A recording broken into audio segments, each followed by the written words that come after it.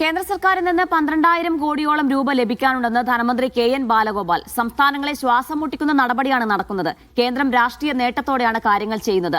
ആഭ്യന്തര ഉൽപാദനത്തിൽ ലഭിക്കാനുള്ള 17,000 കോടിയോളം രൂപ വെട്ടിക്കുറച്ചെന്നും മന്ത്രി പറഞ്ഞു. കേരളത്തിന് സാമ്പത്തികമായി വലിയൊരു ഉപരോധം തീർക്കുന്ന സ്ഥിതി തന്നെയാണ് കേന്ദ്ര ഗവൺമെന്റ് നിലപാട് സ്വീകരിച്ചുകൊണ്ടിരിക്കുന്നത്.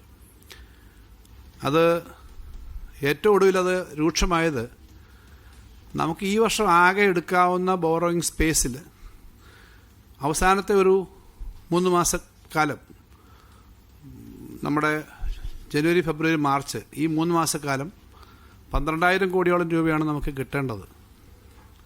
അത് നേരെ പകുതി 5,900-ലധികം വെട്ടിക്കുറച്ച് പകുതി താഴെ ഇപ്പോൾ